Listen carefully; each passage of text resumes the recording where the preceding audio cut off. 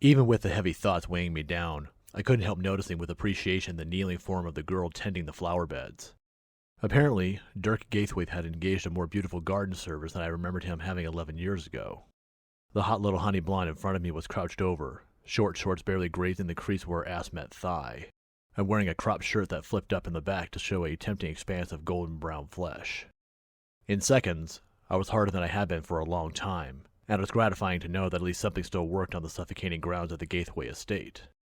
After the past I had left behind here, it amazed me I could get even the tiniest of erections, let alone a raging hard-on for some girl whose face I hadn't even seen yet.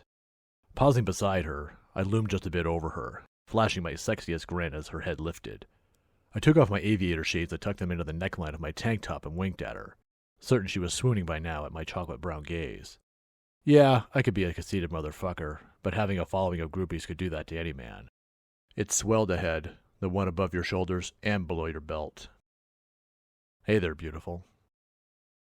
She stood up slowly, revealing a tight but curvaceous figure in that skimpy outfit. Honey blonde hair fell down past her waist from a ponytail she'd used to confine it, and when she ran a hand through her hair to shove it off her sweaty face, she'd left behind a streak of dirt. I guess it should have turned me off, but it was damned adorable. Without thought or permission, I reached up to wipe it away with my thumb before dusting the digit on my tight faded jeans. A tentative smile broke out, and suddenly she was in my arms. I embraced her automatically, thinking to myself that the girl moved fast. I half expected her to rub up against me in an enticing fashion, and it wouldn't be the first chick who had tried to dry hump me as I squeezed out through a crowd, though these circumstances were different. The last thing I expected was her dulcet tones that rang with familiarity and doused my arousal like an ice water bath for my cock. Paxton, I'm so glad you're home. I recognized that voice. It was the same one that had frantically reached out to me 3 days before, after she had worked her way through an entire entourage of my underlings, the people who guarded my privacy and shielded me from the crazy fans.